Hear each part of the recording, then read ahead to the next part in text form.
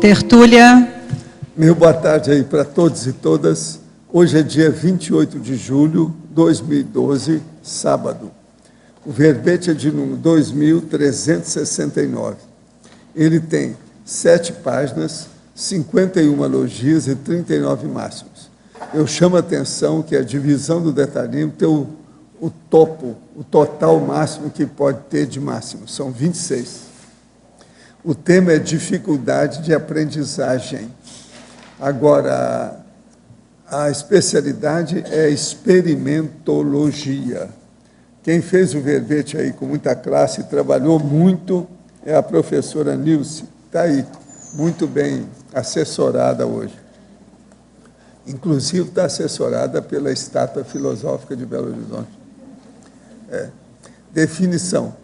A dificuldade de aprendizagem é o estado ou condição de óbice, lacuna, vicissitude, imbróglio, perturbação, restrição ou distúrbio indutor de resultados insatisfatórios da consciência em captar, absorver, integralizar, fixar, utilizar, sobrepor ou construir teaticamente neoconhecimento.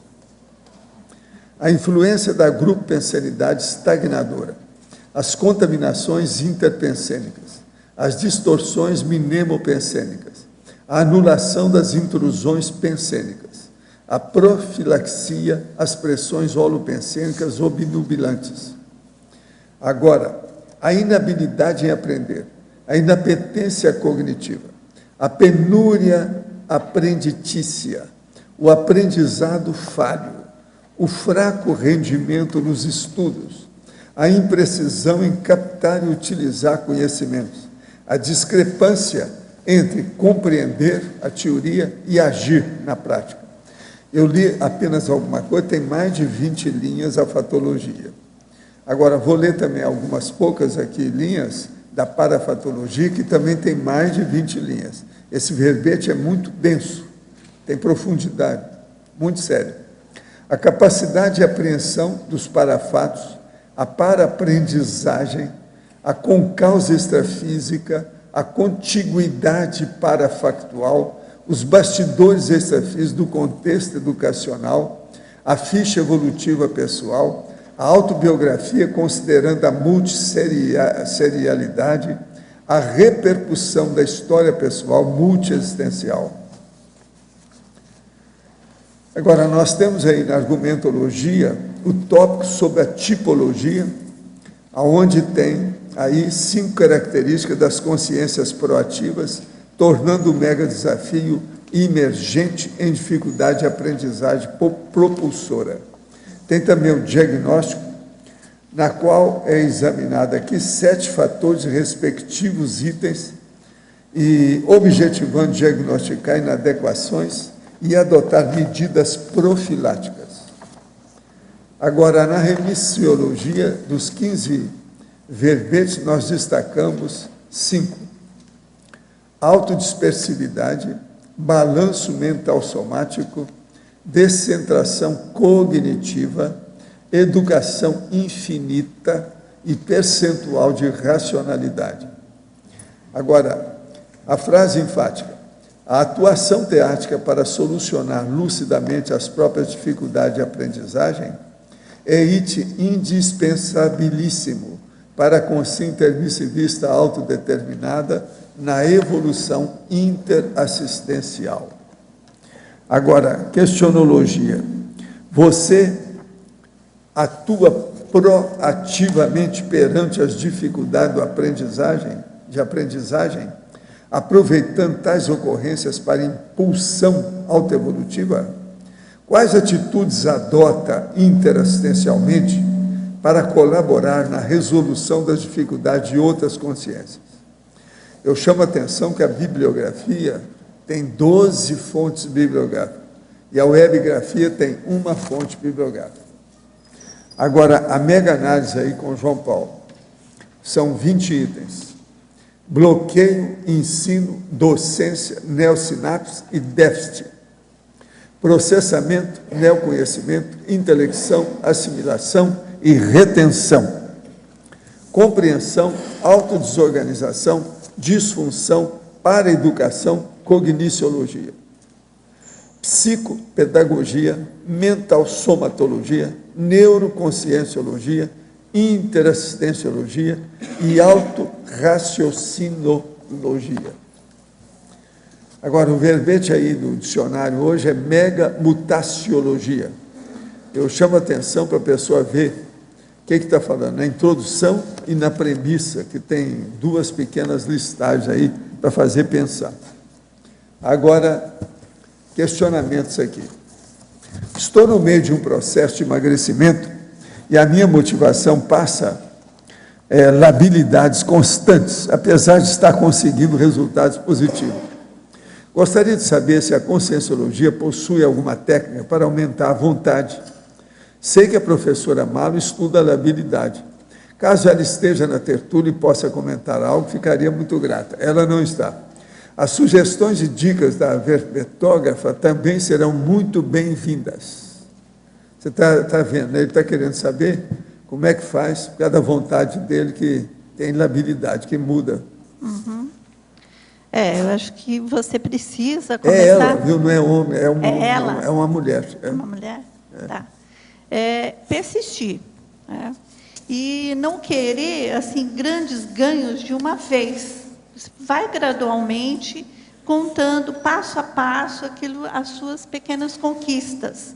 Então, olha, está ali, né? Tem tudo a ver com o tema. É dificuldade, né? A gente traz aí na exemplologia, então, a dificuldade impulsora e a retratora, aquela que a pessoa paralisa diante da dificuldade. Não se deixe paralisar, ande, pelo menos que seja um pouquinho.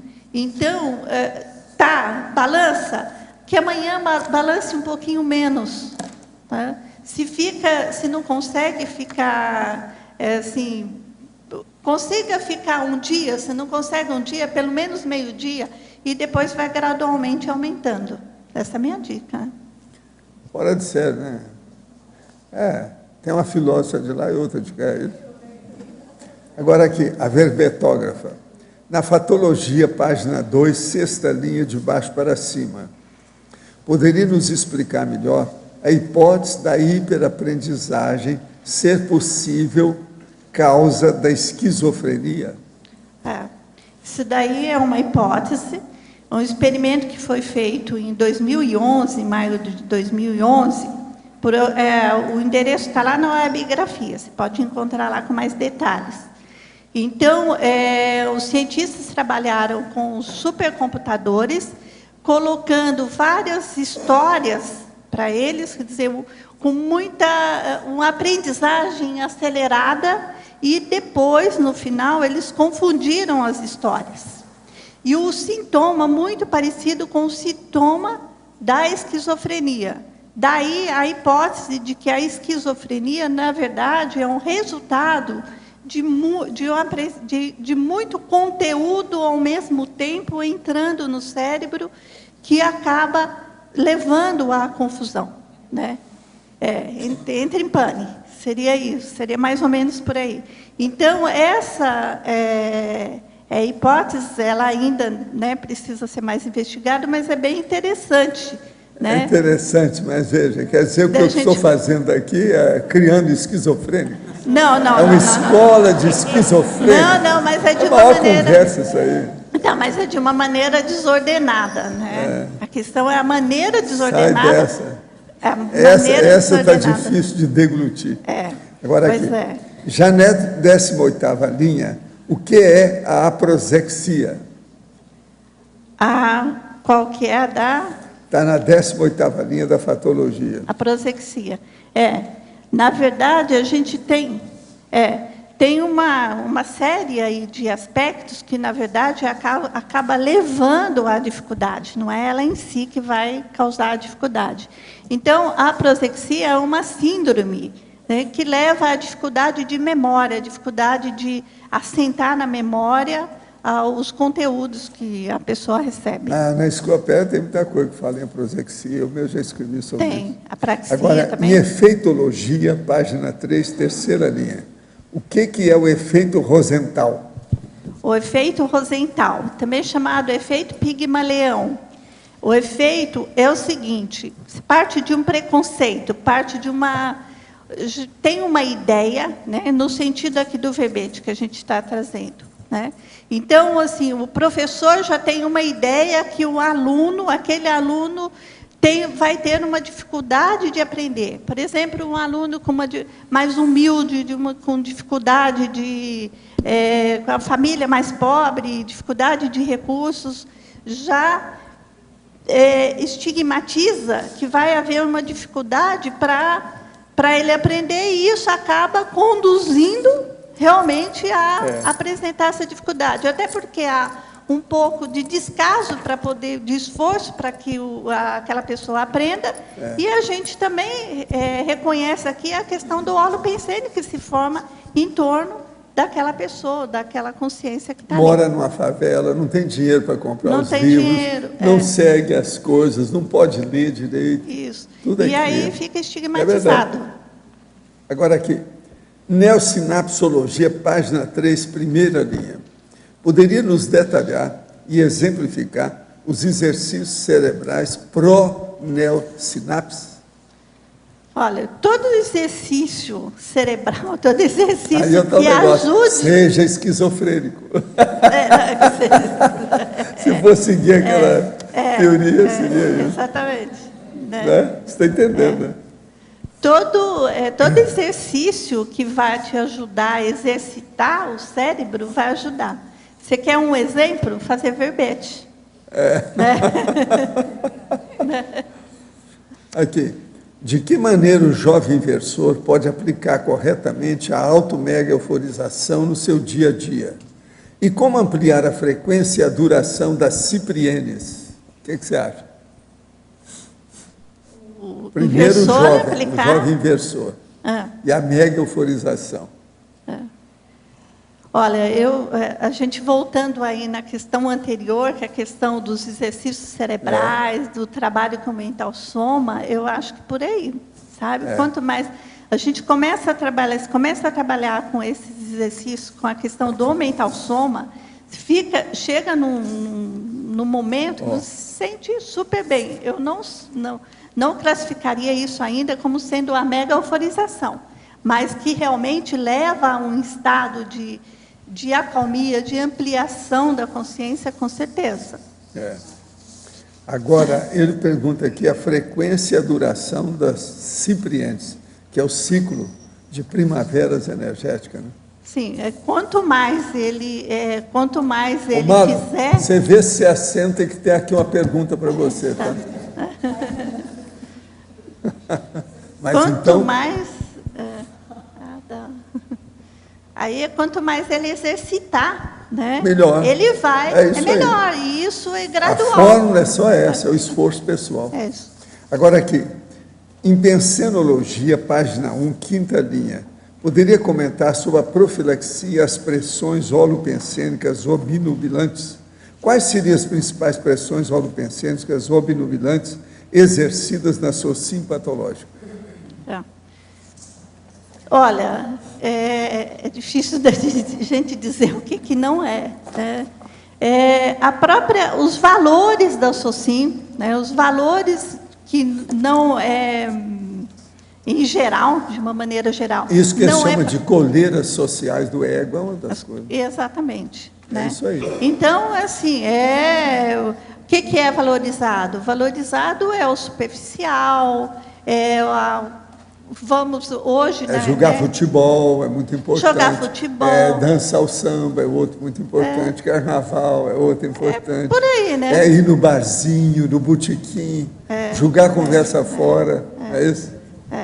Nas escolas, então, o aluno que começa, que tem mais interesse de estudar, ele é rotulado ao CDF, então... A maioria não quer nem ter amizade com eles, entre a turma dos adolescentes. Em parafatologia, página 2, sétima linha, poderia abordar a decantação do paracérebro no cérebro?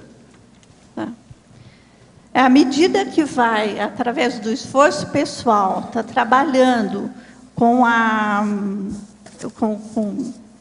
o cérebro mesmo, né, que acionando o mental soma, você vai trazendo informações que já tem do paracérebro. Então, aí entra também a recuperação de cons. Não sei se o professor Valdo quer acrescentar alguma coisa. Não, tá certo. Em neossinapsologia, página 3, quarta linha. Poderia comentar sobre as recins firmadoras de neossinapse? Tá. A partir do momento que a pessoa passa pela reciclagem intraconsciencial, que ela vai fazer uma alteração dentro da sua maneira, do seu padrão pensênico, a sua maneira de se comportar, então isso vai fixar novas sinapses.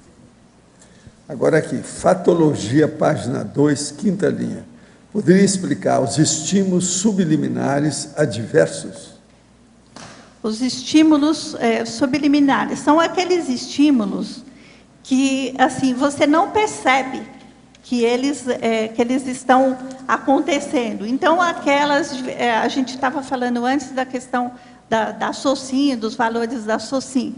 Muitas vezes, isso daí não acontece de uma maneira direta, é de uma maneira subliminar. Então, a pessoa nem percebe que ela está entrando naqueles valores, que ela está... são pinçados, né? São pequenas mensagens que são jogadas e ela não percebe que está entrando nisso. Não sei se eu consegui ser aquela claro. pessoa também que vê os comerciais da TV e no outro dia ela vai lá comprar o que eles anunciaram. Isso é muito claro, porque nas propagandas se utiliza muito disso. Né? Agora aqui, em parafatologia, página 2, quinta linha, a influência da pensenosfera na elaboração mental somática. Tá. A pensenosfera, então, são as energias conscienciais que estão ali com você, dentro da autopensenosfera, a gente está dizendo.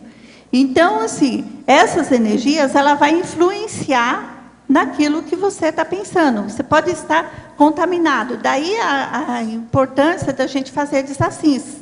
Então, eu posso, de repente, estar dentro de uma pensenosfera mais patológica e isso dificultar, por exemplo, a assimilação de um conteúdo. Como também pode acontecer o contrário. Na codigologia, página 3, o que são os deciframentos dos códigos gráficos vigentes? Tá. Aí é a questão da pessoa saber reconhecer o que está escrito. Né? Deciframento dos códigos gráficos vigentes é isso. Agora aqui, para Malo. Gostaria de saber se a conscienciologia possui alguma técnica para aumentar a vontade. Sei que a professora Malo estuda a labilidade. Caso ela esteja na tertúlia e possa comentar algo, ficaria muito grata. Você está fazendo uma relação entre labilidade e a questão da vontade. E eu vejo assim, a vontade é um poder magno da consciência. Ninguém pode definir nada no seu lugar, ninguém pode criar essa resolutividade. Então, a resolutividade consciencial, a base dela, a força motriz, é a vontade. E a professora Eliana Esquiante tem um trabalho interessante sobre isso. Vontade, força motriz da consciência. Tem um curso com isso. Agora, o que eu vejo na labilidade? A labilidade em si, ela é neutra, ela é um tema neutro. Você pode ter uma labilidade intelectual, você pode ter uma labilidade emocional. Isso não tem nada demais, é passar de um polo ao outro. Até aí, tudo certo. A questão é a qualidade dessa passagem. Então, na minha experiência, que eu estudo a criatividade, eu estudo a teoria da criatividade de acordo com a labilidade intelectual. A labilidade intelectual leva à associação de ideias, leva a criações originais, a mutações cognitivas, já que hoje está se falando aqui em megamutações. Aprofundamento, autojuízo crítico. Claro. Então, eu vejo que é uma forma preciosa, uma dinâmica preciosa intelectual, a labilidade, se ela for tratada do modo correto, principalmente com o uso do parapsiquismo. A labilidade parapsíquica, se ela tender para o emocional, leva a pessoa ao destrambelhamento, ao assédio, à instabilidade emocional e de humor. E se ela for levada para a intelectualidade, ela traz ideias criativas, novas teorias, hipóteses renovadoras e permite o desassédio da pessoa. Então, ela é extremamente bem-vinda nesse contexto. Espero ter atendido aí a sua. E é claro que você, produzindo resultados, a sua vontade se fortalece. A vontade se fortalece pelos resultados benignos, né? Se a gente tem mais resultados, mais vontade, ela fica fortalecida. Então, é isso. Professor, o que significa sonhar com o senhor em sonho lúcido? A primeira coisa, isso é onirismo. A primeira coisa que eu pergunto é o seguinte: você caiu da cama, não? Ficou firme? Vi alguns vídeos seus no YouTube. Pode ser sugestão? Pode ser sim. No sonho, o senhor me examinava e dizia que sou antigo, que as pessoas que estavam no ambiente do sonho lúcido, no hospital, já foram meus alunos. Isso pode significar alguma coisa? Eu não entendi nada. Costumo ter sonhos lúcidos regularmente, mas sei muito pouco sobre o assunto. Olha, o problema todo é que é bom você anotar isso aí, que deve ter, os amparadores estão ajudando você. Agora, você anota para ver o prosseguimento, que com o tempo isso fica mais claro, vem a ficar esclarecido. Vale a pena ver. No verbete do DAC, página 11, poderia aprofundar o item da automegafocologia? Olha, aqui na automegafocologia eu digo o seguinte: hoje desdramatizarmos a vivência correta da existência humana. Como afirmamos, que tal o emprego da banana technique aplicado à opinião pública? Vale a pena o uso do slogan, isso não é para mim? Não existem milagres, ataques espetaculares e nem mutações instantâneas na intraconsciencialidade. A fórmula evolutiva é única, sem outra alternativa, ou seja, 2 pontos. O esforço pessoal. É necessária a sementeira para depois alcançarmos a colheita. O inverso não funciona. Ut sementem feceris ita metis, ou seja, segundo preparares a semente, assim colherás. Isso é do Cícero. É o nosso Cícero, não é aquele outro Cícero antigo, sabe? Na autoverbaciologia, a realização vem antes da exposição pública. Qual a qualidade do seu desempenho hoje? Então, a primeira coisa é o seguinte: tem muita gente que vive nessa questão aqui, mas sério é isso, que vive subordinada aos processos da opinião pública. Isso é um erro. Se uma pessoa, por exemplo, ela segue demais a opinião pública o tempo todo, se a sociedade é patológica e a gente vive numa grande enfermaria, ela vai dar com os burros na água, alguma coisa vai acontecer. Nem tudo que a opinião pública fala a gente pode seguir. Como é que fica? Olha só como é que a opinião pública do Brasil elege gente atrapalhada. Olha o nível do Senado brasileiro e da Câmara. Isso aí mostra que a opinião pública aqui não é tão boa assim. Por quê? Os eleitores não estão sabendo escolher o povo que tem. Precisava de haver mais briga.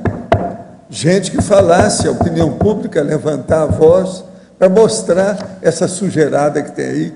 Tem os caciques lá em Brasília que estão lá, são fósseis, que estão dirigindo isso tudo. Agora veja, a opinião pública do Brasil, você vai seguir tudo que tem? É uma loucura. Você vai cair no buraco. Então, é isso que nós estamos chamando na coisa. A mega mutaciologia, a mega mutação da pessoa, é preciso estudar isso com muita calma. Engraçado que hoje de manhã nós falamos aqui o processo de mutação da pessoa, né? E a pessoa precisa de começar a estudar a mutação pela presença dela. É a força presencial. A hora que você chega, se você tem muita energia, você muda o olo pensene, você transforma esse olo pensene. Então, veja, é aí que começa a verdadeira mutação. Agora, nós temos aqui o outro. No verbete do DAC, na página 10, na ponderaciologia, item 7, mega mutação. Poderia explicar com mais detalhes a frase: paramutação não é mega mutação. O caso todo é o seguinte: a paramutação é quando a pessoa muda o problema que envolve algum processo extrafísico da consciência, quer dizer, no caso da consciex ou da consim projetada. Agora, essa mega mutação é uma mutação mais ampla, agigantada, mais profunda. Agora, a paramutação significa envolvimento da consim com a paraprocedência dela, com a intermissão e outras coisas mais nesse sentido. Então, por exemplo, a maioria aqui, passou por uma paramutação. Mas agora, nós não podemos falar que foi grande ou pequena, depende da pessoa. Se devia o resultado disso na consciência de cada um. Mas todo mundo passou por paramutação devido ao curso intermissivo. Uma pessoa chegou aqui, nunca ouviu falar na conscienciologia. Ela faz o teste aí para examinar se ela é ou não intermissivista. Ela chega à conclusão que é. Essa passou pela paramutação. Então, a paramutação é uma parte mais ou menos teórica na consciência. Ainda não é uma vivência grande. A vivência, a pessoa sai de lá, ressoma, tem um corpo aqui, aí agora que ela vai fazer essa mega mutação. Vocês estão entendendo? Nesse caso, então, para explicar aqui para o nosso amigo aqui que está perguntando, é o seguinte: a paramutação é mais teórica, a mega mutação já é vivencial. Está claro, mais ou menos? Acho que deu para explicar, né?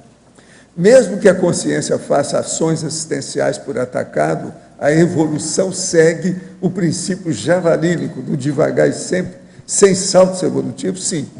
Pelo seguinte, uma pessoa, por exemplo, você faz um extrapolacionismo, vamos supor que você passou pela vivência de um extrapolacionismo parapsíquico.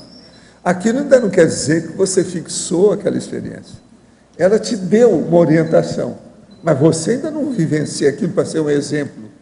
Então, veja, esse processo de mutação de uma hora para outra, isso praticamente não existe. O problema é o devagar e sempre. A pessoa entrar dentro de uma, vamos dizer, marcha batida do serviço dela evolutivo, dentro da mesma pista melhor, conservando o megafoco, para que ela possa absorver as transformações, a mutação, a reciclagem. Então, por exemplo, uma reciclagem abrupta, de um dia para outro, isso é muito difícil. A pessoa tem um temperamento aí forjado através de milhares de vidas. Agora aí, em 24 horas, ela vai mudar isso? Não existe isso. Então, nós temos que entender que isso tudo depende dos altos esforços da pessoa. E a pessoa tem que pensar, por aí. Agora, ela tem que ser, como você falou aí, princípio javalínico. É a pessoa que sabe o que quer e segue firme, com determinação. Isso é que é o mais importante. Agora, gente, eu queria mostrar para vocês aqui, ó, estão falando aqui sobre um assunto muito sério, que é o curso do arco voltaico. Ele vai ser realizado daqui uns dias, começa no dia 3 agora de agosto. Você já passou por alguma experiência com arco voltaico crânio-chacral? Então, tem a dinâmica do curso. O EPICOM é o professor Leonardo Firmato, e os professores são Eduardo Azevedo, a Juliana dos Remédios, a Lilian Zolé e a Marguê Vasconcelos. O local é no CAEC. Vale a pena vocês verem, é dia 3, 4 e 5 agora de agosto. Agora, o arco voltaico, eu sou obrigado a recomendar esse curso para todo mundo aqui.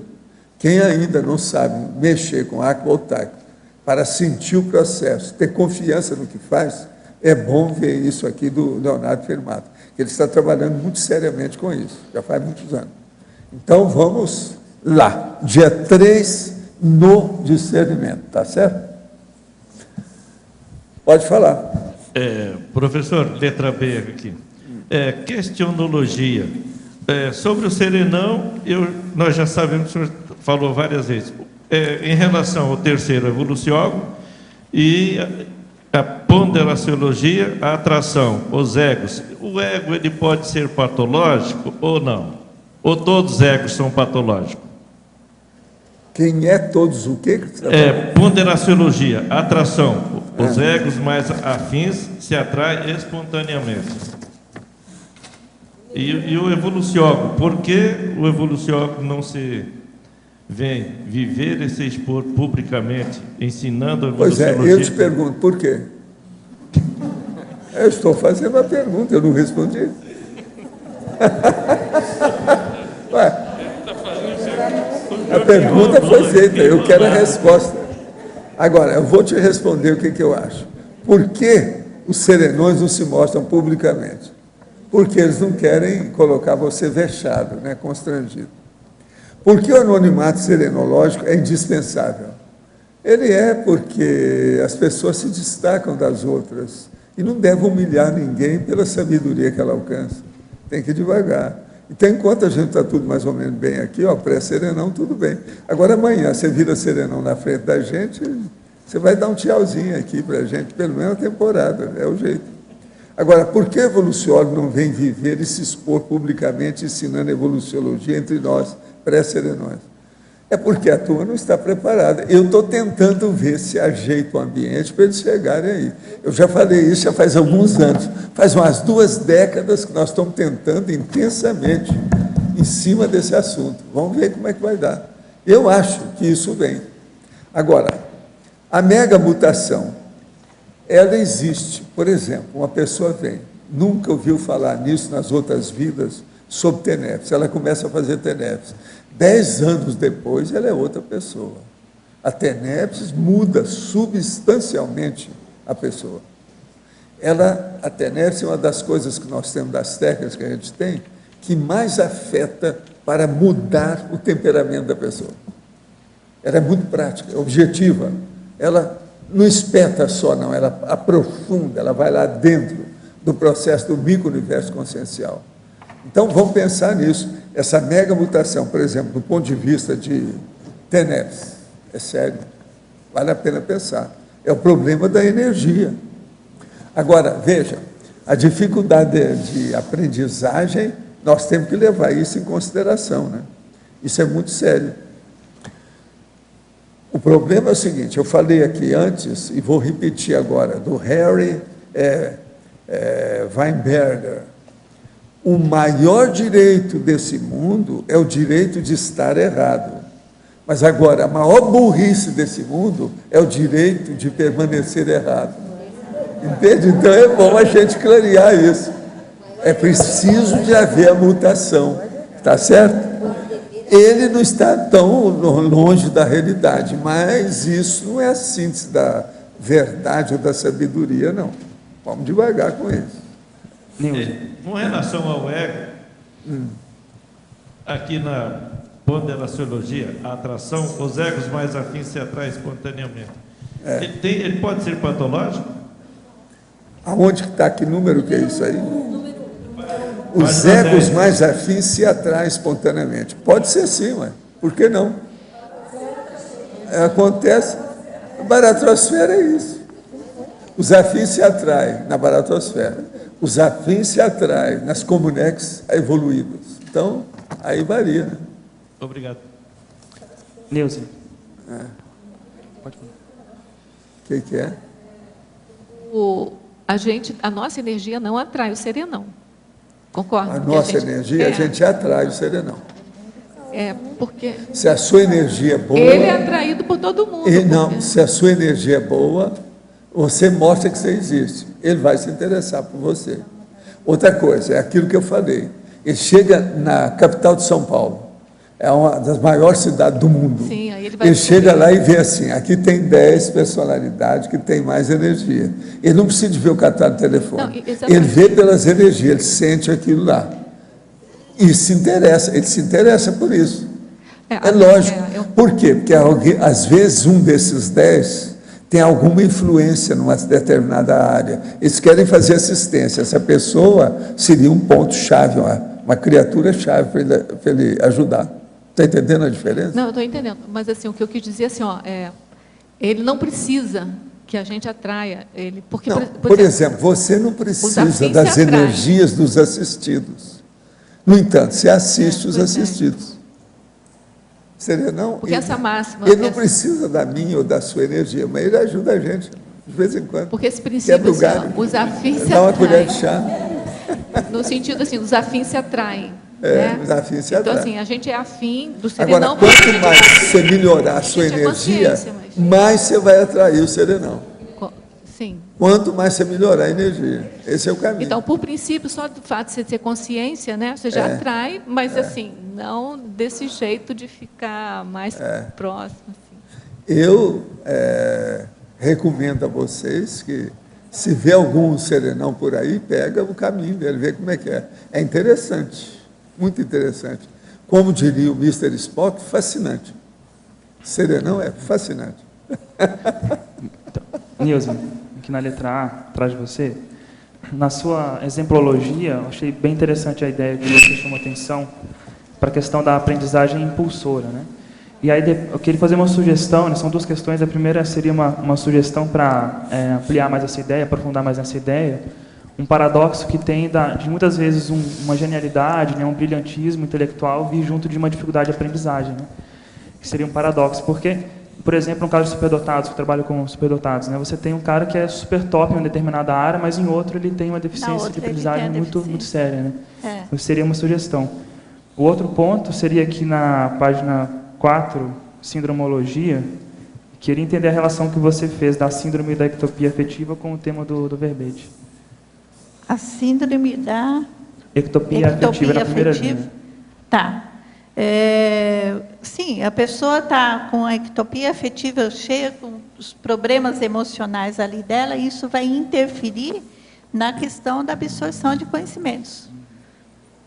E isso impacta. Eu não sei se resolve a sua dúvida. Não resolve. Era por aí? A gente fez uma associação parecida com essa, queria ver se era realmente isso que você estava chamando a atenção. Porque às vezes o problema de aprendizagem tem uma base emocional, né? Às vezes não tem muita base emocional, muita questão das dificuldades afetivas. Por isso que precisa de ser visto como um todo. O que é? Não adianta, às vezes, mudar o método de ensino ou ficar procurando, né, outras formas, às vezes é uma dificuldade afetiva. Então, eu falo também da questão da desorganização familiar. É muito comum a questão da dificuldade, né? Aí a gente está falando de dificuldade de aprendizagem no contexto escolar, né? Porque o verbete eu trago a dificuldade de aprendizagem de uma maneira geral. Mas no contexto escolar é muito comum a questão afetiva, da dificuldade familiar mesmo. Famílias desestruturadas refletem na criança, na capacidade dela. Tem um termo que é oligotimia, justamente. Sim. Oligotimia. Oligotimia. Dificuldade de aprendizado, mas é basicamente emocional.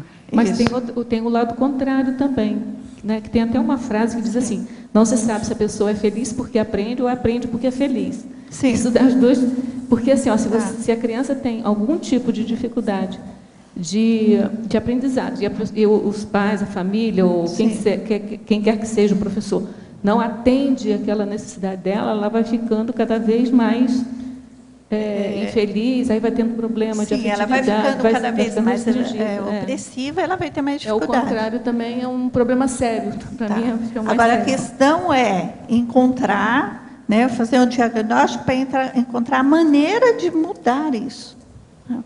Nilce, aqui na Arlindo. Na página 2, patologia, 8ª linha, tem a ineficácia dos métodos e práticas do ensino. Eu queria que vocês me usassem quais são essas dificuldades, essa ineficácia. Né? A eficácia dos métodos. É que, assim, existem muitos métodos, né?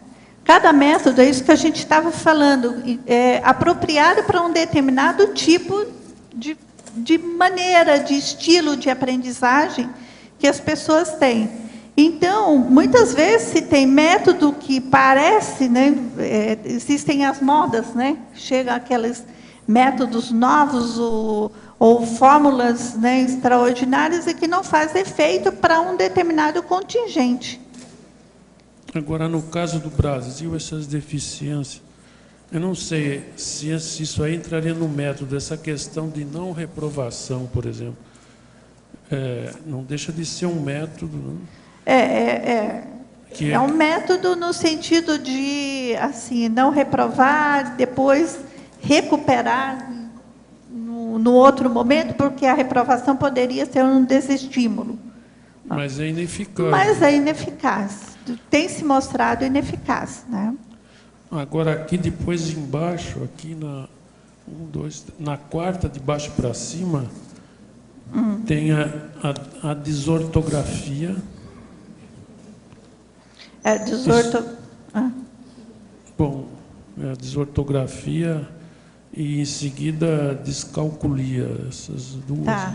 A desortografia, então, é a dificuldade de escrever corretamente.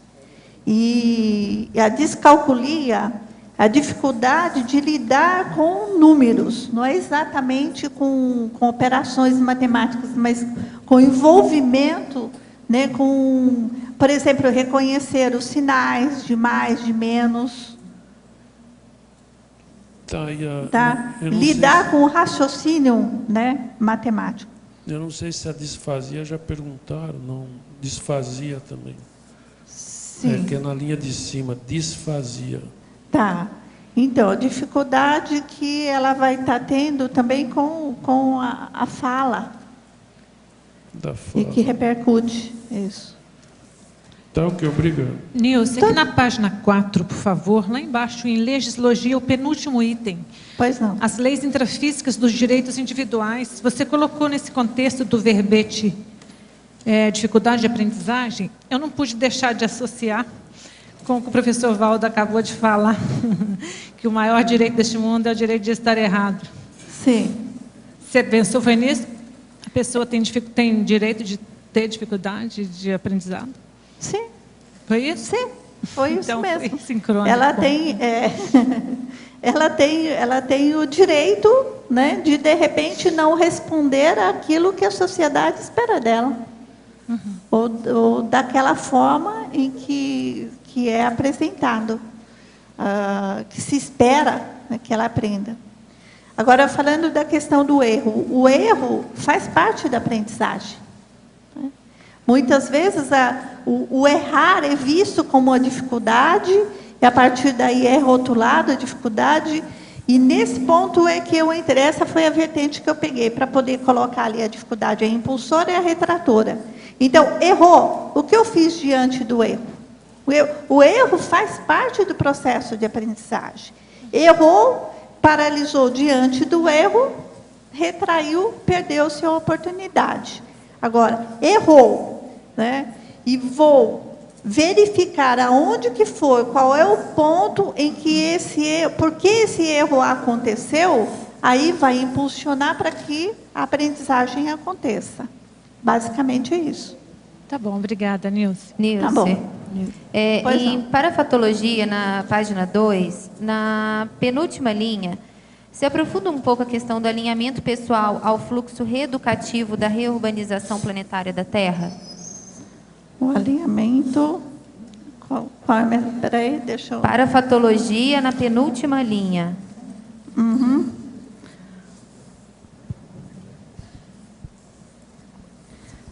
Ah, sim. Aí o alinhamento era a pessoa estar alinhada ao fluxo a reeducação da reurbanização planetária na Terra. Então, aqui eu quis trazer a questão das concels, né?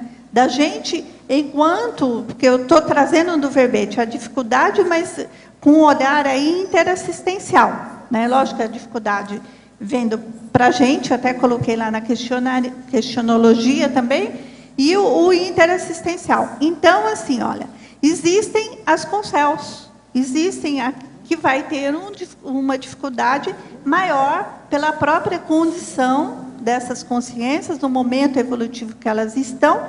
Então, o alinhamento com isso, para poder ajudar nessa reeducação, a compreender que existe esse momento, né, delas é um pouco mais difícil. Então, nesse contexto, eu trago também, por exemplo, a questão da conscienciologia, da parapedagogia. A gente fica esperando, por exemplo, nas nossas aulas, nos nossos cursos, só vão aparecer intermissivistas. Não é verdade, que sempre vai aparecer intermissivista, que vai ter facilidade de compreender, e ele está fazendo uma recuperação de contas, e a gente precisa atender nesse sentido. Mas também tem o aluno com céu, que a gente vai precisar estar com esse alinhamento para poder ajudar dentro daquele contexto. Está claro? Está claro, sim. Só mais uma coisa. Ainda em parafatologia, mas no caso, na quarta linha, é o cabedal paracognitivo. O cabedal paracognitivo. Então, é a experiência, aí tem a ver com a paragenética, tudo que a consciência já tem de conhecimento, o conteúdo que ela tem no paracérebro dela, e que ela vai estar fazendo recuperação disso. Então, ele já tem. Nós não nascemos assim, uma folha em branco, como algumas teorias da aprendizagem buscam explicar. Né? Olha, a criança nasceu, a criança não tem nada, e a partir daí ela vai acumulando conhecimento. Na verdade, aí entra as habilidades, as facilidades, as dificuldades em função desse cabedal, daquilo que a consciência já tem dentro da sua paragenética, que é o cabedal, né, das experiências, dos conhecimentos, daquilo que ela já sabe, que é o paracognitivo, que a gente está chamando. Oi? Nilce, aqui em cima, no ar. Isso acontece. Sim. Pode? Em cima. Oi? É na página 2, no finalzinho da parafatologia, antepenúltima. É a terceira linha de baixo para cima. A reciclagem do para-DNA, através da reciclagem. Você pode aumentar essa ideia, discutir um pouco? A reciclagem E por que você só colocou a recim? Bom, a reciclagem do para-DNA, né? Através da recim. Através da reciclagem intraconsciencial, né? Essa foi a ideia que eu quis trazer. A partir do momento que vai fazer a reciclagem intraconsciencial, a mudança do padrão pensênico, então ela vai estar facilitando, se abrindo para novos conhecimentos. Agora, você perguntou por que eu só coloquei a recim? Aí está explicado, é o padrão pensênico. Por quê? Ah, sim. Sim, porque você vai fazer a reciclagem, outro tipo de reciclagem, só a existencial, por exemplo. Porque é o para-DNA. Sim, justamente porque a recim é a reciclagem intraconsciencial, é mais efetiva. Eu não sei. Você vê uma reciclagem externa que fosse mudar o para-DNA, mas isso é da consciência, é íntimo dela, da estrutura intraconsciencial. Foi essa abordagem. Sim, eu tinha pensado nas duas, mas, ok, muito obrigada pela explicação. Tudo bem, a gente pode, de repente, ver aí, acrescentar algo mais. Então, ok. Nilce, eu aqui, Mara. Eu estava observando dentro da temática do seu verbete e vejo assim, pelo menos na minha experiência, nessas últimas 2 décadas e mais de parapedagogia. Sim. A parapedagogia, ela é uma solução efetiva para o problema de aprendizagem, em todos os níveis. Com certeza. Da escola convencional, da criança, de qualquer pessoa. Eu não sei se você também atentou para isso, mas eu vejo que os neologismos da conscienciologia, eles têm a capacidade de renovar as sinapses das pessoas. Quando a pessoa rejeita o neologismo na sala de aula, nos cursos introdutórios, ela geralmente apresenta um bradipsiquismo, ela tem dificuldade de entender conceitos. À medida que o parapedagogo vai trabalhando com ela, naquele ritmo, daqui a pouco ela está quase normopsíquica, absorvendo os neologismos e desfazendo as sinapses retrógradas, as sinapses que já não interessam mais. Então, eu vejo assim, a parapedagogia, ela, além de paraeducação, ela é cura real para muitos dos males de aprendizagem. E vejo também que, inclusive, o taquipsiquismo bem aplicado do parapedagogo, ele bem dosado com uma boa dose cultural, facilita a velocidade da aprendizagem dos sempre aprendentes dentro de sala de aula. Sim. E por que você não colocou o seu verbete na área da parapedagogia ou da paraeducação, e sim da experimentologia? Coloquei na área da experimentologia porque eu quis trazer para a pessoa dentro da experiência dela. Tá? Autoexperimentologia. Experimentologia. Eu coloquei experimentologia porque eu estou pensando não só na auto, como também na inter. Né? Eu cheguei a pensar assim na parapedagogia. Entendi. Eu fiz esse exercício. Eu comecei, na verdade, pensando na especialidade da autocogniciologia, passei para a parapedagogia e depois eu cheguei na experimentologia. Que eu veria a autorreeducaciologia, a autoexperimentologia, porque eu acho que tudo que é o auto, ele acaba se refletindo no inter, porque a pessoa vai se comunicar dentro daquela condição, não é uma coisa fechada dentro dela. Pelo menos na visão da conscienciologia, quanto mais intra, mais hétero. Então, até a assistência já funciona dessa forma. Então, eu vejo que estaria bem localizado dentro dessa área. Que seria um caso para pensar. Esse foi o viés que eu peguei. Porque eu acho que a experimentologia ela é ótima, ela é formidável, mas ela deixa uma coisa muito neutra, muito isenta, muito fora. Não deixa neutra, não. Eu acho que deixa. Ela pode deixar apenas a parte teórica. Tem todo o comprometimento ali. Experimentologia, ela pode ser descrita de uma maneira teórica apenas, se a pessoa quiser. Sim. A autoexperimentologia já não permite isso. Tá. Ah, sim, você está, então, falando da autoexperimentologia? Sim, ou é a autoexperimentologia, ou a parapedagogia, ou a autorreeducaciologia. Mas teve uma hora aqui que eu peguei o microfone que eu queria complementar um exemplo das experiências que eu fiz enquanto professor, né?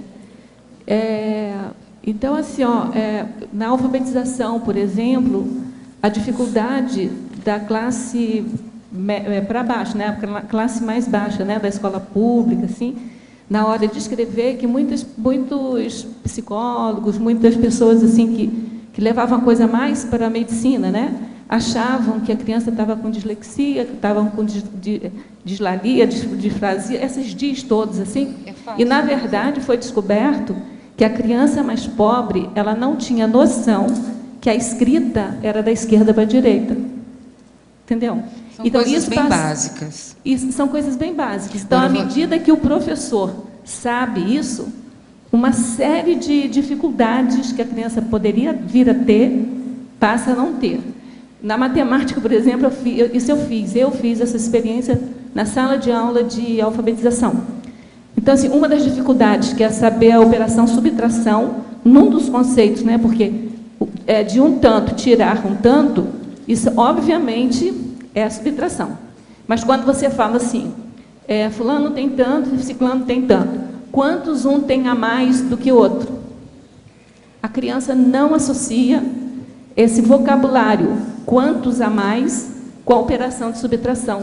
Entendeu? Então, uma das coisas que o professor tem que saber é que tem que ensinar a criança esse vocabulário antes de ensinar matemática. Entendi. Então, nossa, tudo isso eu acho que é experimentação. São os estágios, né?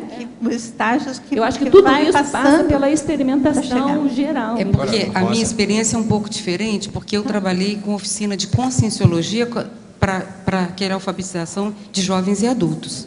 Eu trabalhei com conscienciologia. Também trabalhei com professores de ensino fundamental que nunca tinham ouvido falar de conscienciologia. E nós usamos as técnicas da parapedagogia com essas pessoas. E vimos resultados excelentes. E como exemplo pessoal, eu posso dar a minha descalculia. Incapacidade de reconhecer os números e o que eles significam. Uma condição totalmente estranha. Você fala, puxa vida, mas você tem uma intelectualidade muito boa. Eu sei, eu me considero superdotada em várias áreas. E eu tenho descalculia, no sentido, acalculia. É a incapacidade de reconhecer os números e saber o que eles significam, como eles se complementam. Isso eu tive que aprender no passo a passo. Então, você vê. Outra coisa, numa vida passada, você pode ter dominado a área. Você pode ter tido perfeito desempenho naquela área. E essa, por uma outra injunção qualquer, por uma outra necessidade, até paracerebral, que eu não sei ainda tantos detalhes, você pode chegar a ter uma deficiência. Então, tudo isso é de um campo intraconsciencial e muito profundo. Não é meramente, às vezes, a ausência de proteína na formação dos neurônios. Vai um pouco além disso tudo. Vem do intraconsciencial. E tanto que lá na numerologia, eu fiz questão de colocar toda a questão de qualidades, né, a lista ali de qualidades, e com as raízes, né, com as raízes multidimensionais e intraconscienciais da consciência. Então, tudo está centrado nesse ponto. Então, a gente tem lá a para-autodisponibilidade da consciência, né? A parageneticidade, a para-autocerebralidade, que vem do paracérebro, da consciência, para a procedência dela, mais próxima de onde essa consciência veio, a para-imperturbabilidade, como é que ela reage diante das situações adversas que acontecem, mas tudo isso é muito intraconsciencial. E você vê, Nilce, a questão do serenão oligofrênico. Exatamente. Então, você são muitas coisas a serem consideradas. Sim. Por isso, eu diria que está dentro de uma área além da experimentologia. Abrange áreas maiores, por esses fatos paradoxais que estão dentro da área da compreensão da conscienciologia. Tá. Eu queria só fazer uma contribuição aqui para a Malo, para a Rosa, para a Nilce, que assim, talvez um termo que ajude aí é o transtorno da aprendizagem. Existe uma diferença conceitual entre transtorno da aprendizagem e dificuldade de aprendizagem. Isso. O transtorno da aprendizagem, por definição, ele é algo de natureza mais cerebral.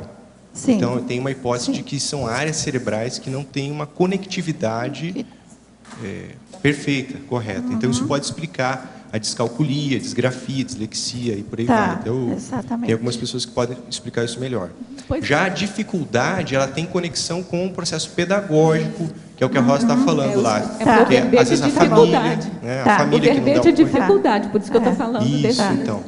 Talvez até esse termo, Nilce, poderia ser inserido no verbete como um elemento aí a mais. Isso. Está na sinonímia, né?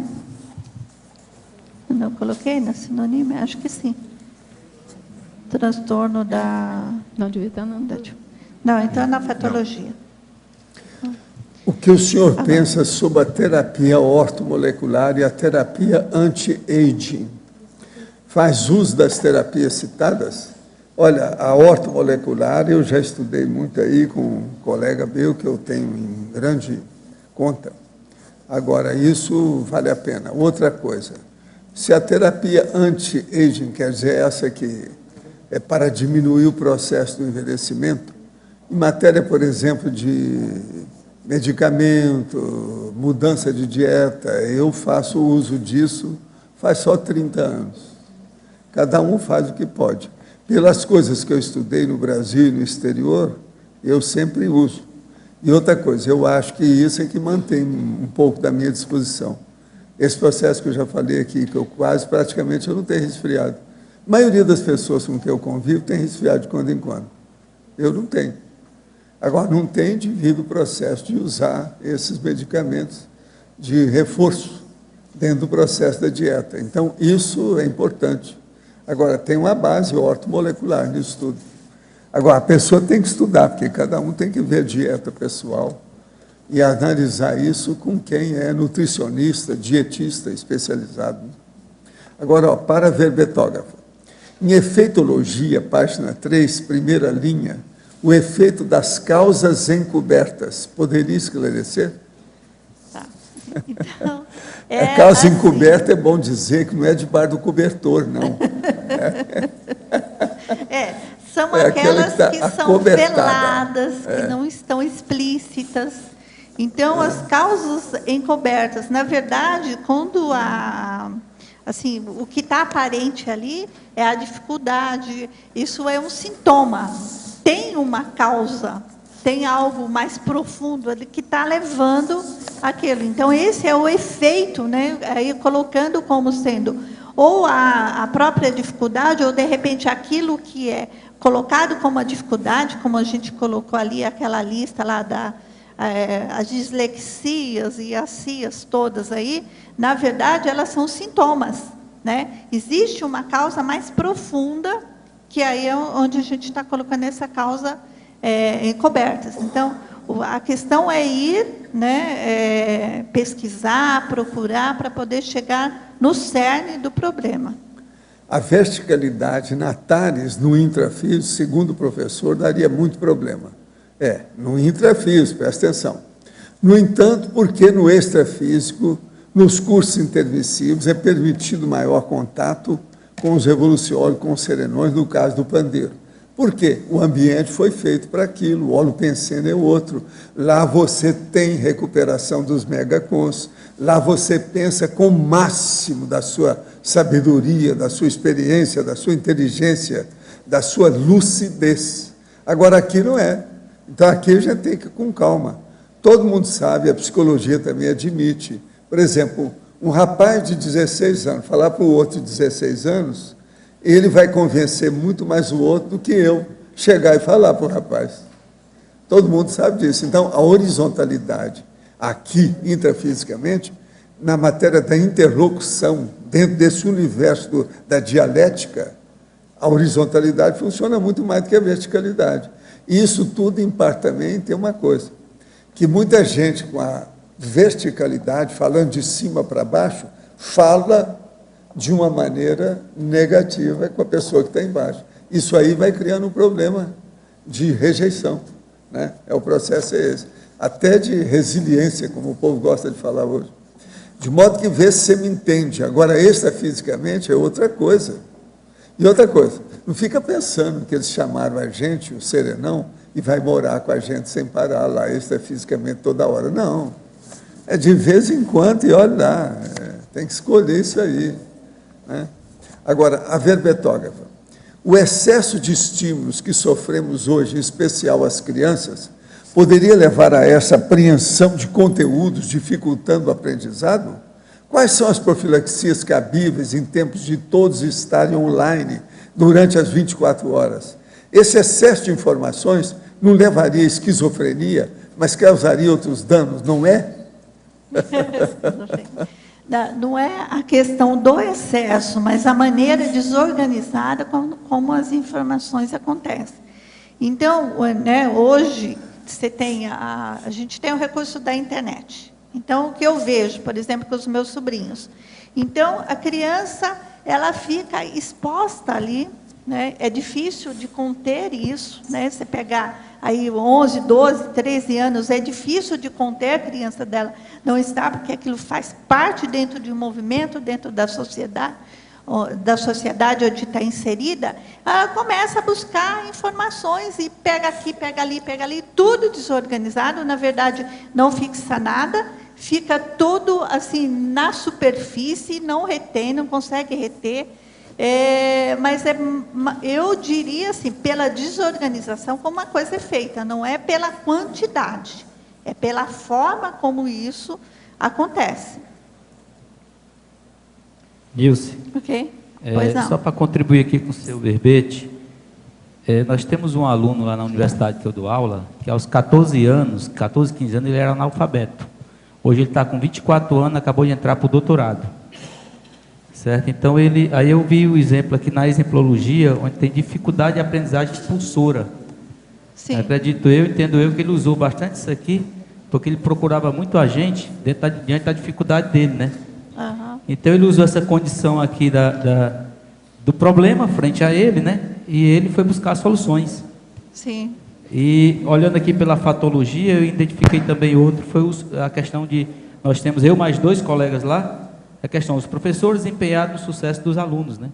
Então, ele procurou muito a gente, fez uma revisão, inclusive, na área da matemática, tinha dificuldade na matemática, nós ajudamos, e esse garoto, em 9 anos, saiu do analfabetismo e está num doutorado hoje. A maneira como ele reagiu diante da situação, né? E o papel dos professores é muito importante mesmo, né? Por isso que a gente coloca isso.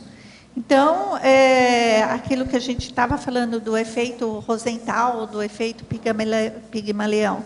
Se o professor também, ele já considera que tem dificuldade mesmo, isso daí é difícil, vai ser mais complicado. Então, não é a medida de realmente procurar, verificar o que é, nesse caso, em particular, o que eu posso fazer, de que maneira que você pode chegar e se dedicar ao mesmo esforço que é feito do lado do aprendente, da pessoa que está aprendendo, também de quem está se colocando no papel ali para poder ensinar.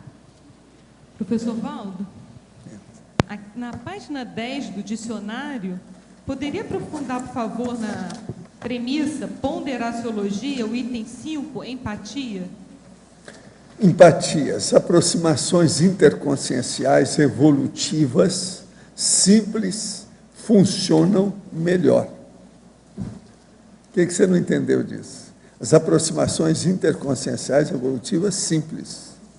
Quer dizer, uma coisa que a pessoa entendeu a outra, porque a simplicidade é melhor. Agora, se complica muito, dá problema. Entende como é que é? Aí é que vem os processos de discussão, etc. Tem gente desesperada, inclusive, com esse processo de contato e de discussão. Por exemplo, tem os caras que tentaram falar há muito tempo, assim, há meio século aí, aquele Andrew Carnegie, ele escreveu: o único meio de vencer uma discussão é evitá-la. Quer dizer, esse é desesperado, né? Assim tem um monte, matéria de discussão, tem cada bobagem, tudo isso é o processo da aproximação, está faltando. Então, veja, se nós fôssemos seguir o que o povo já fez de máxima sobre discussão, não teria o tertuliário. É tanta coisa negativa sobre discussão que eles falam, que você não ia discutir nunca assunto nenhum. Então, é incrível, se a gente for ler aqui para vocês, sabe? É incrível. Entende? Aqui eles falam: podemos convencer os outros com as nossas razões, mas só os persuadimos com as razões deles. Besteira, não é assim, não. Agora, tem uns que estão corretos. Por exemplo, esse aqui está correto. Ó. A razão ri, não se encoleriza. Isso aí está certo. Para discutir está correto. Entende? Eu rio aqui o tempo todo, faço piada o tempo todo. Vocês nunca viram eu brabo aqui para trazer uma espada ou fazer qualquer coisa. Pode ser que dá até vontade em alguns, mas a gente não deixa entrar com a espada na mão. Professor. Então tem muita coisa. Você está entendendo o problema? Eu estou mostrando o caso da discussão, que assim você vai entender o tertuliário. Por que nós nos entendemos aí? Agora, de vez em quando cria problema. Hoje de manhã, os negócios que eu falei aí, levantaram a poeira, né? Levantaram as coisas. Então, estudo é importante. Aí já não é mais aproximação simples. O negócio é aprendizado com profundidade, porque faz a pessoa pensar. Você entendeu a diferença aí do caso? Nilson. Professor. É tornar mais simples, simplificar. Isso. Mesmo com toda a complexidade. Porque tem que ser naquela altura que a pessoa entendeu e usando as expressões dela. Uhum. Isso aí é que ele estava falando. Mas agora, existe um jeito. Eu não acho, esse povo é muito pessimista. Eles estavam só no lugar que não prestava. A vida não é assim. Tem um aspecto melhor em tudo isso. A discussão é o debate. O debate, ele é produtivo. E sem debate ninguém evolui. Nós precisamos disso. Tá, Gilderley, no mesmo DAC, página 11, complementação. Ali no final da 4ª linha, o senhor coloca aparentemente muito mais espetaculares. Não tem 2 espaços ali no final da linha? Tem. Nós já marcamos, está marcado aqui. Muitas graças. Paulo. Eu vou ver se lá já não está corrigido, porque eu andei corrigindo todos os espaços. Mas mesmo assim, Valdo, eu vou olhar, está marcado aqui. Aqui no A, Valdo. O DAC também, tenho 2 dúvidas aqui. Na questologia do item 3, evoluciólogos. Assim, eu tinha ouvido você falar um tempo atrás que daqui a algumas décadas viria evoluciólogos aqui para o... Pois é o que nós estamos tentando. É por isso que eu estou perguntando. O que você acha? Você acha que eles vêm? Você está se preparando para receber os evoluciólogos? Estou. Como é que está? A Tânia aí atrás de você já está preparando há vários anos para receber. Ela é a nave capitânia, né? Então ela pode levar as coisas na frente. É uma líder dentro do processo da ideia, da evolução. Agora, você é jovem, cheio de vida. Você pode se preparar, que eles devem aparecer aí, enquanto você tiver. Todo mundo está vivendo 100 anos. Sabe lá, né? Esse século ainda tem muita coisa pela frente. Tem 88 anos, não é isso? Quantos anos você tem? 23. Pois é. Você pode viver, você vai chegar lá, pode ser que você vai ver. Qualquer coisa você manda lembrança para a gente. Segunda dúvida, Valdo. Aqui no... Agora, ó, pega no ombro dele, é isso? Não é isso? Pega no ombro. E outra coisa, qualquer coisa suba, porque são os anões que vêm em cima dos gigantes, não é isso? O que mais? Aqui na ponderaciologia, no elitismo, eu tenho uma dúvida nisso aí, porque no caso, o que eu tive refletindo aqui, que a conscienciologia ela não é massiva, não é ela é contra o processo da massificação. Daí o processo contrário não seria o processo do elitismo, no caso, a exclusividade de pessoas? Não, o elitismo é o seguinte, o elitismo ele é inevitável, porque a evolução se faz pela hierarquia, a hierarquia evolutiva. Agora, o processo ele é inevitável porque as pessoas, dentro da hierarquia, não sabem se comportar cosmoeticamente. Então, o elitismo, na hora que falta a cosmoética, é que ele aparece. Você está entendendo? Agora, que ele existe, existe, não tem jeito. Por exemplo, você não pode comparar uma pessoa que tem pós-graduação em 3 universidades, até no exterior, com o outro que está no curso primário, começando agora, estudando tabuada. Há uma diferença de concepção, um processo de gosto, porque uma pessoa que sabe mais, o gosto dela muda. Se você for dessas 2 personalidades, às vezes tem antipodia, quer dizer, antagonismo entre uma e outra de uma maneira visceral. Há um abismo entre uma e outra. Isso é hierarquia evolutiva. Agora, veja, o que está errado é se esse homem que tem 3 cursos superiores, ele desprezar e ter repugnância daquele outro que está no curso primário. Isso é que é elitismo. Você está entendendo o que quer dizer? Isso é que não é bom. Isso é que é o errado. Isso é que é o baratrosférico. Então, veja, é muita gente com muito conhecimento que é da baratrosfera. Porque você colocou que elitismo evolutivo é fundamentalmente doentio. Por que seria, no caso, o evolutivo? Pois é, o processo é a parte evolutiva de qualidade. Uma pessoa vivenciar o que ela sabe de maneira cosmoética. Aí não tem elitismo. Então o problema nosso todo é esse. A gente não pode, você não pode fazer acepção de pessoas. Você está entendendo? Está arriscando o povo, virando a cara, virando o nariz, virando a... Não, isso aí não pode. Eu ainda não compreendi a expressão aqui, elitismo evolutivo como fundamento. O elitismo evolutivo é justamente esse. Por exemplo, o serenão perante a gente, ele ajuda a gente. Só para não humilhar você, ele não aparece, mas ele te ajuda. Walter. Amigão seu. Mas por que doentio? Não entendi o doentio aqui. O quê? Eu não entendi o doentio. O perfil dele. Doentio.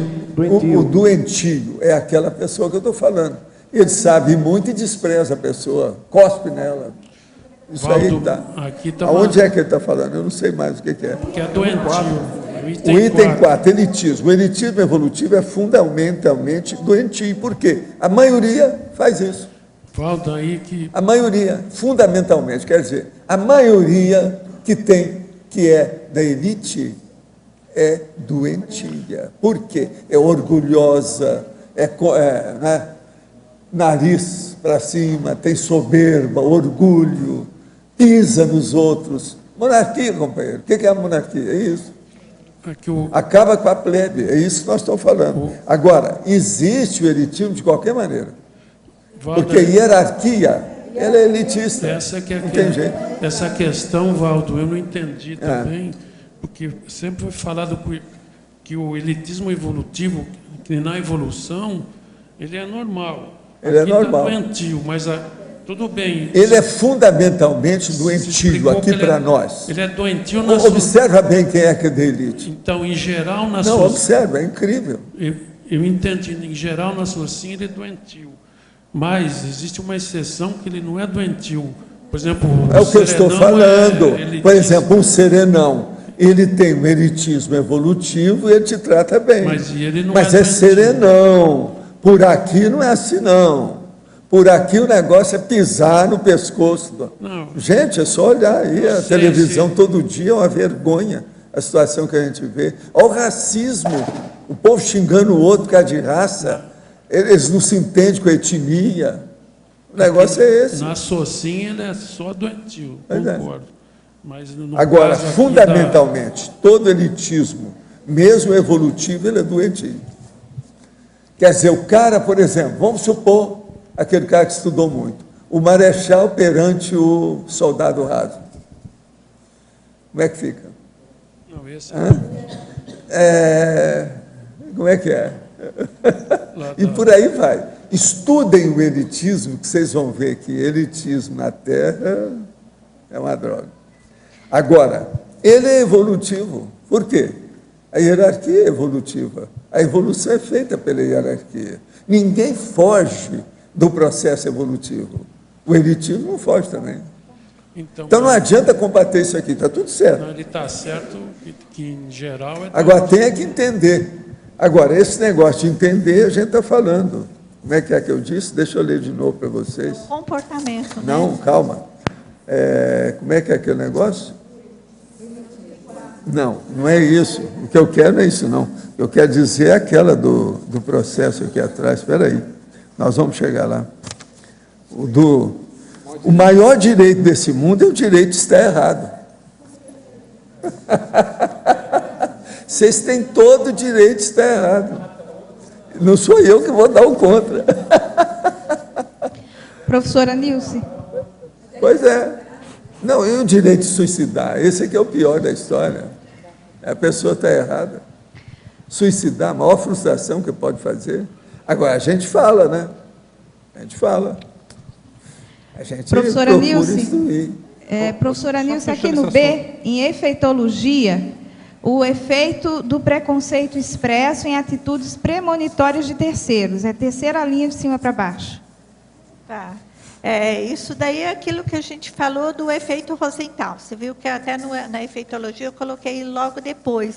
Então, a partir do momento em que acho que o outro não tem condições mesmo, ele tem uma determinada deficiência, por exemplo, e já rotula e já tem uma premonição ali de que não vai conseguir aprender, não vai conseguir absorver o conhecimento, não vai conseguir evoluir a partir daquele patamar. Voltando aqui para o DAC. É bem o preconceito, né? Nilce, Pois não. Oi. Você colocou tematologia neutra, e a gente dá para entender, porque você deu várias pinceladas em binomiologia, interaciologia, e principalmente na questionologia, quando você coloca a questão da impulsão evolutiva. Lembrando também, hoje, da discussão de manhã, a gente pode ver também o aspecto do exemplarismo, quando a gente vê o caso da Ellen Keller. Eu queria que você aprofundasse mais, porque você deve ter estudado muito essas ideias, e também que você nos falasse sobre o refúgio das sinapses antievolutivas. Sim. Bom, vou começar pelo refúgio das sinapses antievolutivas. Então, assim, o se negar a aprender, o se negar a adquirir novos conhecimentos, a ir à frente, a fazer as reciclagens, está, de certa forma, refugando, né? É um direito que tem, assim como o direito de errar. Tá? Agora, você, Patrícia, tinha falado de aprofundar exatamente... Os aspectos homeostáticos que poderiam ter, nesse caso, né, como você colocou, impulsão evolutiva, o exemplarismo, principalmente para quem assiste, quem está passando por dificuldade de aprendizagem. Tá.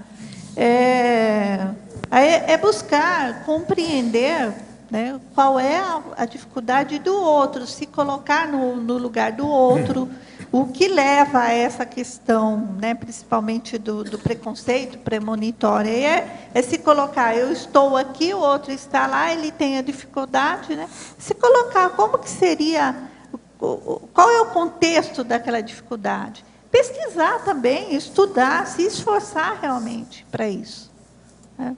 O esforço no sentido de ir ao encontro, né, e não ir de encontro. Aqui no B. O senhor poderia fazer um cotejo entre paragenética e megamutaciologia? O processo todo é o seguinte: a paragenética ela vem do processo do passado. Então, é o resumo, a síntese de tudo aquilo que a pessoa viveu nas vidas anteriores e também nos períodos da intermissão, os períodos intervalares alternados entre vida e dessoma. Agora, o que é que se passa? A megamutaciologia é a mudança disso. Essa mudança ela tem que começar a partir da paragenética. Então, por exemplo, a genética que a pessoa recebeu nesse corpo atual, ela pode funcionar mais sobre essa consciência ou não. dependendo da qualidade, da força, da potencialidade, da paragenética, das experiências que a pessoa teve em vidas anteriores, nos retrossomas, nas retrovidas, nas retroexperiências. Então, a megamutação é aquilo que é feito através, por exemplo, da pessoa ponderar, principalmente quando ela está na intermissão. Aí ela está com a paragenética toda, ela tem aquilo que eu falei, a recuperação dos megacons, ela tem uma lucidez maior, é o máximo que a personalidade alcançou ali. Ela está lúcida sobre isso. Aí é que há essa mudança. Agora, a verbetógrafa. Poderia citar alguma técnica energética que pode ser usada com crianças com dificuldade de aprendizagem? Olha, você pode exteriorizar energias para a criança, pode intencionar ali que você vai estar trabalhando com a criança e vai ajudar para poder limpar dentro do... A gente tinha falado da pensenosfera, o ambiente, né? A gente fala aqui da questão dos itens ali que facilitam, às vezes o ambiente está entrópico, a situação está entrópica, a questão está difícil, você pode trabalhar assim, né, silenciosamente ali com a exteriorização de energias. O que pode ser feito para ajudar consciências com dificuldade de aprendizagem de outras línguas? Olha, existem várias técnicas aí com relação à aprendizagem de línguas diferentes. O que a pessoa pode fazer é tentar colocá-la no contexto cultural do país onde fala aquela língua. E procurar ir assimilando ela e assimilando aos poucos. Essa aqui vem lá dos Estados Unidos para você. Sim. A verbetógrafa. Sob a paralisia frente ao erro, gerando muitas vezes estigmas, você sugere alguma profilaxia para esses casos? É enfrentar, né? Diante do paralisou, procurar sair dessa paralisia. Não vejo outra situação. É parar, refletir, às vezes ali no momento, na hora, não dá, né? Até porque paralisou, não consegue fazer isso. Mas depois fazer uma reflexão, né?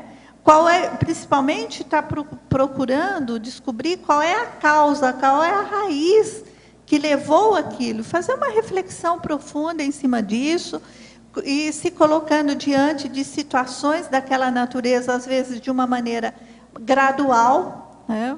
Para não, né, ir soltando aos poucos.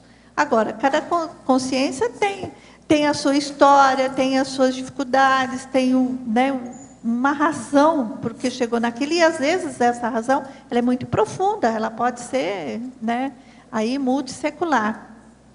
Mas não tem outro remédio a não ser fazer um movimento para poder sair daquilo.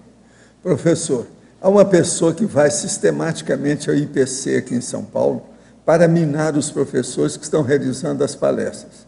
Sempre que vou à palestra gratuita, ele está lá. Às vezes a situação fica um tanto constrangedora. Ele insiste em querer provar que a conscienciologia está errada e ele está correto. Fico admirado com a paciência dos professores, porém a palestra acaba ficando prejudicada.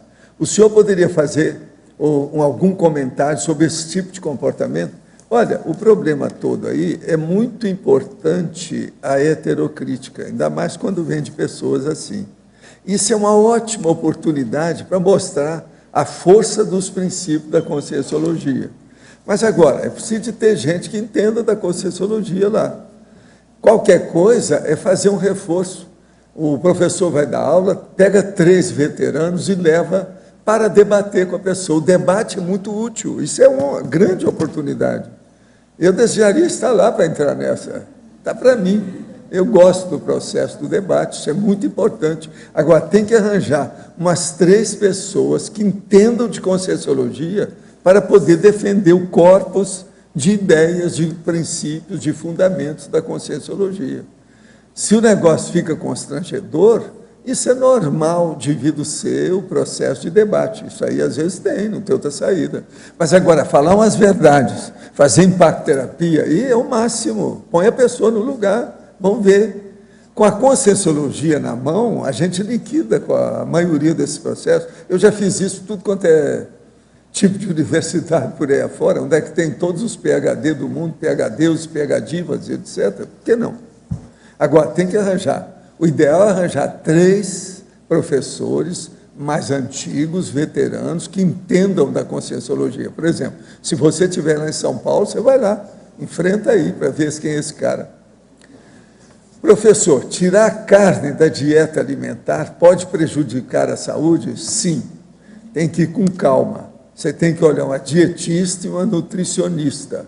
Se você, por exemplo, desde que você nasceu, você come carne, e você deixar isso de uma hora para outra, dentro de algum tempo, você vai torrar a sua cabeça, e a primeira coisa que cai é a memória.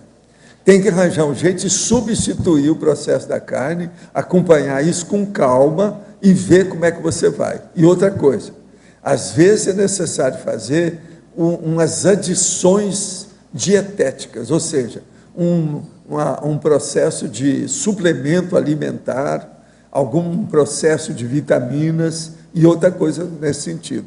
Não pode ser assim, ó, de uma hora para outra. Isso aí cria problema, principalmente na cabeça da pessoa. Nilce, página 1, na pensenologia, na 5ª linha, a discriminação e neutralização dos xenopensenes parapatológicos. Você colocou porque parte do princípio, então, que xenopensenes parapatológicos podem causar dificuldade de aprendizagem. Sim. E como pode ser feita essa neutralização? Pelas técnicas energéticas ou tem mais alguma outra coisa? Pela mudança de frequência do pensene. E aí, assim, fica simples, né? Pela mudança e pronto. Mas por exemplo, você procurar sair fora de sintonia daquilo, procurar, aí nesse sentido, os exercícios cerebrais que a gente tinha falado, da questão da fixação, da concentração, de repente, no estudo, em algo mais mental somático, ajuda bastante a sair desse processo. Por isso que as técnicas da conscienciologia, essas técnicas que vai te ajudar a se aprofundar aí na exaustividade, tudo isso vai ajudar. Por quê? Porque você vai mudar de frequência, vai sair daquele patamar, não tem como mantê-lo mais. E na página 5 também, na argumentologia, lá no diagnóstico, item 2, você falou das companhias. Você colocou o grupo karma da infância. Por que o grupo karma da infância? Porque o grupo karma da infância, ele é onde você vai receber as educações, os costumes, a educação, né? Então, a consciência chegou, ela tem toda a sua paragenética, mas ela vai ser ressocializada aqui dentro da SOCIM. E, assim, os valores do grupo karma, a maneira, por exemplo, desse grupo karma valorizar ou não o estudo, tudo isso vai influenciar na formação dessa criança e vai refletir nela como, enquanto adulto, se ela não fizer nada para mudar, isso vai perdurar. Obrigada. Tá? Sim. No seu dicionário, a primeira pergunta, por que os serenões não se mostram publicamente? Eu queria fazer uma relação dessa pergunta com a questão da Anne Keller. Por que, no caso, ela veio, o serenão veio dessa forma? Eu sei, da mesma forma que outros que o senhor já falou, mas não seria uma questão de exemplarismo para a humanidade, para a questão do preconceito, né? Sempre mas qual a novidade disso? Isso é óbvio.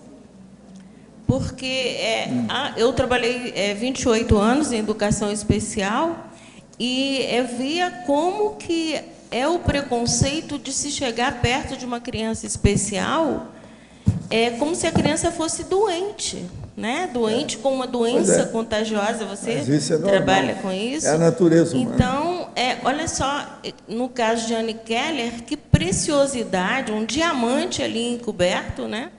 E que, se não fosse a Anne Sullivan, eu trabalhei, Rosa conhece em Niterói, na escola Anne Sullivan, que é especialista de surdos e cegos e tudo. Então, nós lá dávamos um carinho especial, e quantas crianças especiais não nós descobrimos. Não adianta nada a Anne Sullivan se ela, a Helen Keller, não tivesse predisposições e potenciais conscienciais. Não adianta nada. O professor, nesse caso, não é o mais importante. Mas a técnica da Anne Sullivan foi Agora, importante. veja, é o que eu falei, a discípula que ultrapassa ela ultrapassou, a professora, a mestra.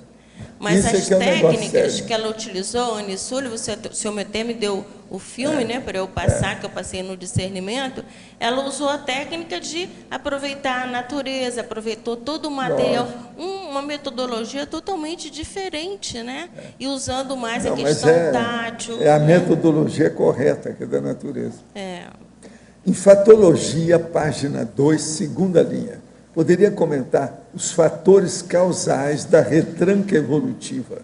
E na quarta linha, os precedentes cognitos parcos. Tá. Bom, os fatores causais, aí, quais são as causas ali que dificultam? Então, por exemplo, o que a gente, dentro da pergunta da Cíntia, aí, a questão da família, da primeira infância, todos aqueles itens que eu listei lá na argumentologia, né, ali onde a gente fala do autodiagnóstico, então, ambiente, companhias, holopensene, enfim, tem aquela lista lá, você pode depois olhar. Então, são indícios, não quer dizer que a gente se restrinja a isso, mas são indícios para poder investigar e verificar quais são os fatores causais, o que levou àquela situação. Aí tem uma outra... que é os precedentes cognitos parcos. Aqui quer dizer os precedentes cognitivos, não é isso? Que são pobres. Não, o cognitus é no sentido de conhecimento, conhecidos, né? Aqueles que se sabem. E cognitivos, de conhecimento. Exatamente, exatamente. E pobres. Que já, agora ele está querendo saber o que é isso, por isso que eu estou falando aqui. Então tá bom. Agora aqui, na parafatologia, página 2, primeira linha. A concausa extrafísica, a contiguidade parafactual, os bastidores extrafísicos do contexto educacional. Poderia explicar esses itens com exemplos? Concausa extrafísica, contiguidade parafactual, bastidores extrafísicos. Tá. Do contexto. A concausa extrafísica, né? A concausa extrafísica tem até um verbete a respeito do assunto. A concausa extrafísica. Então, o acontecimento no extrafísico que está se repetindo no intrafísico. Então, por exemplo, você tem ali uma consciex atuando no extrafísico que vai repercutir no comportamento, por exemplo, da criança ou da pessoa, no intrafísico, na cognição, na maneira dela reagir, diferente. Aí a contiguidade... né? Parafactual. Parafactual. Então, também aí no mesmo, né, sentido, tanto que está aí na sequência. Então, assim, houve uma situação no extrafísico que repercutiu no intrafísico, né? Com causa a gente está falando mais a questão simultânea. É isso que eu estava chamando da aproximação. Da aproximação. Aproximação simples ou complexa. Isso, exatamente. Então, agora, ela outra vai coisa repercutir. São os bastidores extrafísicos do contexto educacional. Tá. Então, é assim, olha, dentro o extrafísico, a gente fala de multidimensionalidade está presente em tudo. Então, dentro do contexto educacional, existe também um contexto extrafísico ali que está associado. E a gente coloca isso como bastidores, porque se não está aparente, não está, né, para quem não tem um parapsiquismo, isso não está visível. Mas ele existe e ele vai repercutir. Então, a questão é, que bastidores são esses? Que contexto extrafísico está associado àquele ambiente? Agora, em tecnologia, página 3, terceira linha. Poderia explanar sobre a técnica do mitridatismo?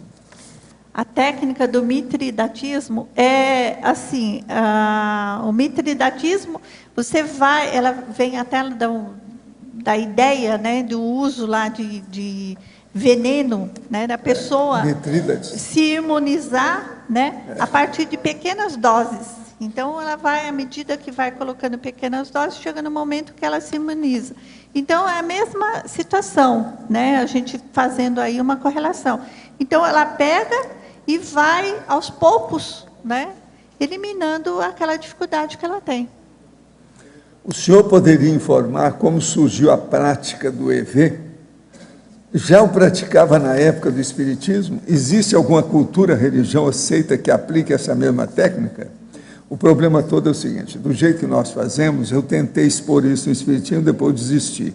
Isso e mais uma série de coisas, inclusive TENEPS, tudo isso, que a gente chamava até de passo para o escuro. Depois eu desisti, porque não adianta, porque lá era uma seita, e o processo todo é dogmático, e eles não mudam com facilidade. Agora, o que se passa? Eu já conhecia isso de outras vidas, o negócio é meu, é antigo. Outra coisa, EV é o processo de exteriorização de energia. Quem entende disso com técnica, os evoluciólogos já faz isso sempre. Serenão já conhece essas coisas todas. Agora, não é só isso, eles conhecem tudo isso que nós falamos aí. Agora, por exemplo, o Reiki, ou Reiki, como eles gostam de falar aí, isso aí, em parte, é mais ou menos isso, é a posição de mãos, aquele processo todo. Mas agora o problema é fazer isso sem as conotações místicas que enrolam e emboloram essa situação toda. É a pessoa fazer isso com mental soma, e não apenas com o psicossoma, emoção, etc., sacralizar as coisas. Isso aí é que de vomitar. É o processo que a gente tem que deixar. É isso que a gente não conseguiu fazer lá no Espiritismo, não tem jeito. Eles ainda não estão preparados para essas coisas, não. Estão muito enrolados com o processo de dogma, religião, seita e etc. Então, já fizeram agora até a teologia espírita, quer dizer, então, não dava mesmo. Como eu já deixei, já vão para 50 anos, a situação piorou mesmo do jeito que eu calculei que ia ficar. Mas o que você vai fazer? Não tem jeito. As federações e o processo lá de Allan Kardec, eles não mudam aquilo nem com, né, nem a ferro e fogo. Não é isso? É o povo que eu chamo de espírita do Papa Amarelo. São aqueles que não mudam, entendeu? Os que batem no peito. De modo que o EV é uma técnica mais avançada que funciona. É só a pessoa ver. Mas agora tem que ser a pessoa. O problema é que as religiões aceitas, as iniciações, desde a antiguidade, não permitiam a pessoa desenvolver muito, que ela tinha que seguir aqueles ditames, aquelas ordens que vinham de cima de algum modo. Então, isso é dogmático, não serve. O problema é a pessoa cortar oração, cortar vela, cortar tudo que tem cristal, todas essas muletas bestas, risca isso do mapa, e a pessoa vê que ela é a força. Agora, no Espiritismo, é o contrário. Lá eles acham que o principal espírito é o desencarnado, não é o encarnado. Então, veja, então como é que fica isso? Não tinha jeito de melhorar nada, você tentava, mas não tem jeito. E outra coisa, lá é só federação, Allan Kardec e J. Cristo, mais nada. Não adianta outras coisas, não existe mais nada. O resto tudo é lixo. Então, o povo não evolui. Agora, a prova maior disso no Espiritismo terrível é o seguinte: você pega um médio espírita, ou médio da Umbanda, da Quimbanda, etc., e você joga energia num determinado chakra, para ele identificar. Ele não identifica nada. Por quê? Ele é pau mandado, é boneco de ventríloco. O guia cego domina a pessoa e marioneta a pessoa. Ele não dá liberdade para a pessoa evoluir. Por isso que, às vezes, quando a pessoa quer evoluir, que já sofreu muito com aquilo, passou por muitas vicissitudes lá dentro, vem o amparador e viu que está na hora. Então, tira, e esse, às vezes, aparece aqui. Aí a pessoa está no ponto. Mas ela demora, às vezes, 2, 3 anos para ficar livre dos assediadores, intrafísico e extrafísico, de vida aceita. Porque eles acham que não pode sair de uma seita, que aquilo é perda de um soldado. Não pode, é um traidor, é um desertor, não pode. Veja, e a fraternidade? Eles acham que a caridade é a maior coisa que tem. A própria palavra caridade hoje já está prostituída, não presta. De modo que essa é a realidade. Nós temos que trabalhar com o processo das energias para mostrar isso aí, provar essas coisas e ver se muda alguma coisa pouco a pouco. É o que a gente está tentando.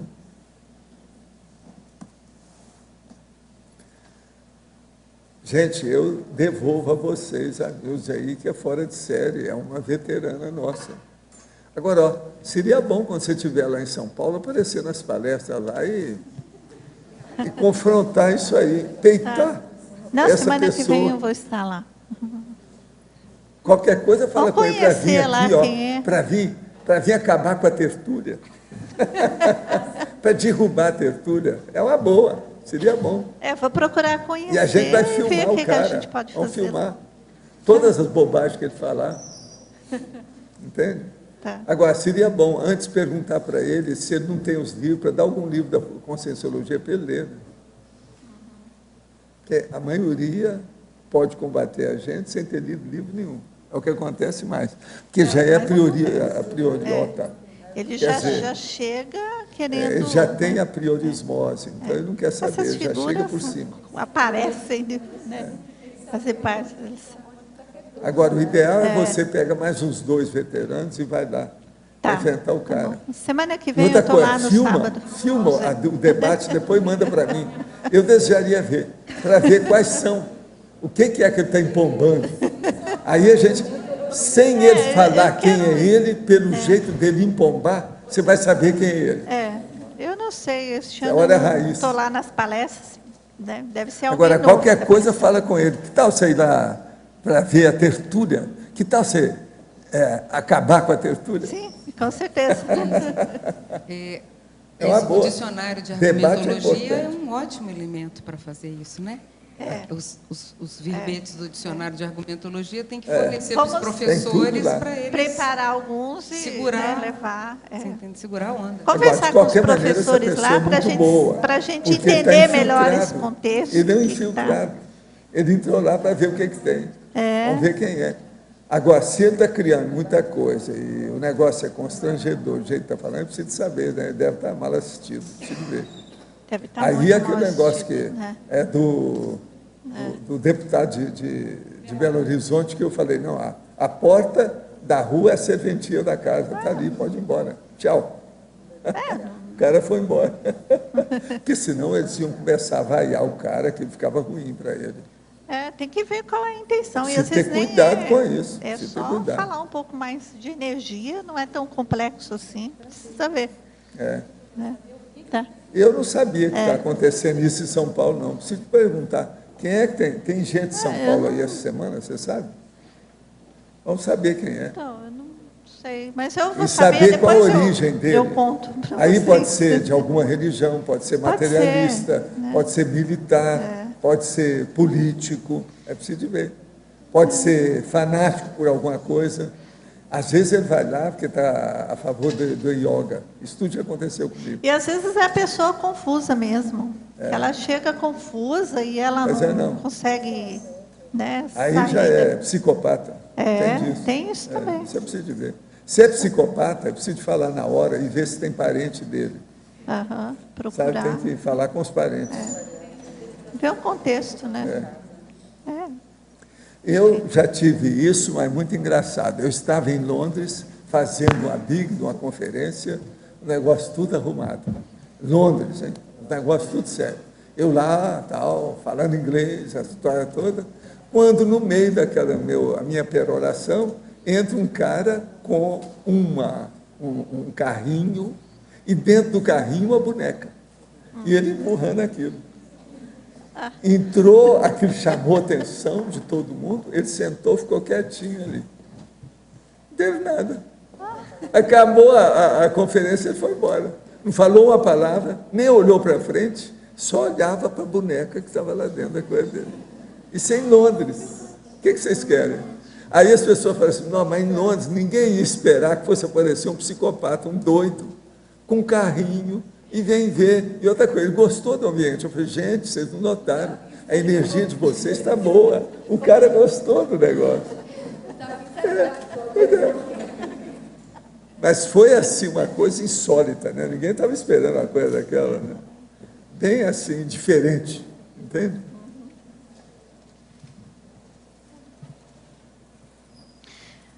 Pessoal, vou aproveitar que ninguém perguntou sobre esses itens aqui da tipologia, que eu coloquei na argumentologia.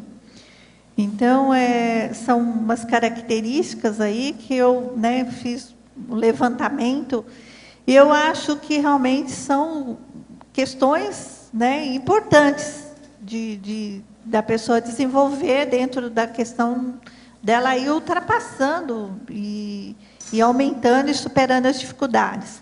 Então, a abnegação, o desprendimento, né, diante daquilo que ela já tem acomodado, a autoconfiança, vai contar muito aí, o esforço, aí entra aquela questão da transpiração, isso é fundamental, é possível de superar as dificuldades a partir do esforço, da intrepidez, né, do arrojo ali, e da perseverança. Então, né, sempre há a solução. Agora, nós esperamos, então, mais uns 200 verbetes da sua parte, tá certo?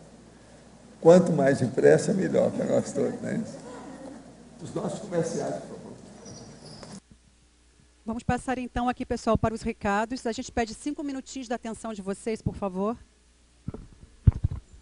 Boa tarde a todos. Estamos aqui para divulgar o curso ProEx Ginossomática, que ocorrerá semana que vem, sábado e domingo, em que discutiremos vários assuntos relacionados à ProEx e à ginossomática. Todas as temáticas relacionadas à mulher, né, o que a gente pode fazer aí para estar otimizando a ProEx. Uma das professoras será a professora Flávia, que agora falará um pouquinho sobre o assunto, que ela abordará. Bom, pessoal, eu vou falar sobre a autoconscienciometria ginossomática. Nós selecionamos 13 folhas de avaliação do conscienciograma para a gente ver como a gente pode usar a nossa feminilidade em prol da ProExis. Então, nós, mulheres, né, temos trafores que não são valorizados e que nós podemos qualificá-los. E vamos falar também de trafares e trafais. Como nós podemos, então, modificando nossos trafares, conquistar novos traços, novos trafores para a nossa personalidade, de forma a dinamizar a programação existencial. Então, por exemplo, né, a gente vai falar sobre a folha 4 da sexualidade. A sexualidade é um trafor ou um trafar feminino? O parapsiquismo, a folha 58. As mulheres têm mais parapsiquismo que os homens. Como é que a gente utiliza isso? A gente tem maturidade para desenvolver o parapsiquismo? Como é que nós fazemos, né, o desenvolvimento do parapsiquismo e da animicidade? E a objetividade. Então, dentre várias tantas outras, nós vamos falar de outros temas, ok? E a gente convida a todos. Teremos vários temas além da conscienciometria, vamos falar de saúde da mulher, de parapsiquismo e outros temas. Vários assuntos interessantes. E hoje também eu convido a todos para a conferência online que eu ministrará sobre a longevidade saudável aí relacionados à ginossomática. Obrigada, então. Obrigada. Deixa eu passar aqui. Pessoal, o programa Amigo da Enciclopédia vai realizar no dia 5 de agosto, no final da próxima semana, o sorteio mensal do programa Amigos. Então, nós vamos sortear uma vaga no curso Fundamentos da Conviviologia, patrocinado pelo CAEC, que ocorre 24, 25 e 26 de agosto aqui em Foz do Iguaçu. Também uma vaga no curso Consim Baia, patrocinado pela Conscius, e mais um livro. Então, você, amigo que renovou a assinatura, que está ainda pendente, aquele que quiser fazer adesão, estar em tempo ainda essa semana de fazer a sua inscrição, seu pagamento e participar do sorteio desses cursos e do livro também. Então, obrigado. Boa tarde a todos. Em nome do Centro Educacional São Paulo, do IPC, nós gostaríamos de lembrar a todos e convidar a todos para o Imersão Heterocrítica de Obra Útil, que vai estar acontecendo de sexta a domingo, próximo seguinte agora, de 10 a 12 de agosto, lá em São Paulo. É um curso muito interessante, idealizado pelo professor Valdo, né? Nós vamos estar fazendo já a 16ª edição desse curso, vai ser ministrada pelo professor Laênio Loche e pelo professor Antônio Pitaguari, no qual são disponibilizados um conjunto de livros recentes na área de conhecimento, na área de ciência, na área de filosofia, na área de pesquisa. Os alunos elegem uma obra que então é lida por todos e são passadas heterocríticas para revisão em conjunto e elaboração de uma resenha crítica dessa obra. Então é um curso bastante interessante, novamente acontecendo de 10 a 12 de agosto, sexta a domingo da semana seguinte. Então fica o convite aí a todos. Muito obrigado. Boa tarde a todos. Em nome da OIC, estamos convidando para todos comparecerem a um curso Imersão Progessoterápica, que estará acontecendo em Foz do Iguaçu, nos dias 31, 1 e 2 de setembro. Lembrando que esse curso ele não tem pré-requisito, é muito bem indicado para algum familiar que não fez nenhum curso, não conhece a Conscienciologia. Ele é considerado dentro da OIC um curso de porta de entrada. Tá ok? Qualquer informação, por favor, entrar em contato com a OIC pelo telefone 3025 1404 e o DDD aqui é 45. Muito obrigado.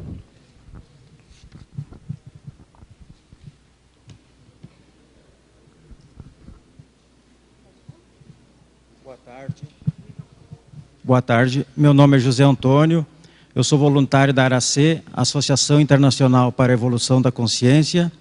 Estou aqui para convidá-los para a 4ª turma do AMD, Autoconscientização Multidimensional. Ele é focado na autopesquisa aplicada no dia a dia. É um curso sem pré-requisitos. A duração de 11 aulas, 1 aula por mês, com previsão para início em agosto de 2012, no Rio de Janeiro. Interessados, fazer contato com a professora Mônica pelo telefone 21 8879 2425 ou pelo e-mail officerj@arac.org. É um curso que proporciona reciclagens intrafísicas, levando em consideração a multidimensionalidade.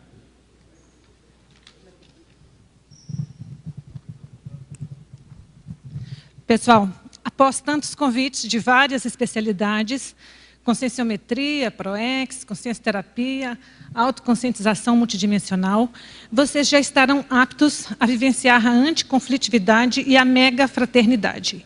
Essa é a proposta do Colégio Invisível da Paradireitologia, em conjunto com o CAEC, no 4º Fórum da Paradireitologia, que vai ocorrer no período de 10 a 12 de agosto próximo, aqui em Foz do Iguaçu, no novo auditório do CAEC. Nesse evento, nós vamos ter 18 professores, pesquisadores da Paradireitologia, abordando diversas temáticas, entre as quais a professora Gorete Lopes vai falar sobre a pacificação íntima e a professora Cristina Vicentim vai falar sobre o paradireito como catalisador da autodesperticidade. Então, eu aguardo vocês e as maiores informações vocês podem obter junto ao CAEC e por telefone 3525-2652, prefixo 45. Obrigada. Bom, pessoal, então assinaturas no nosso livro de presença foram 122 nomes, as perguntas presenciais foram 14 e perguntas online 18. O tema da tertúlia de amanhã será Orismo, Pensenização Prioritária, com o professor Pedro Fernandes. Obrigada e boa tarde a todos. Até amanhã.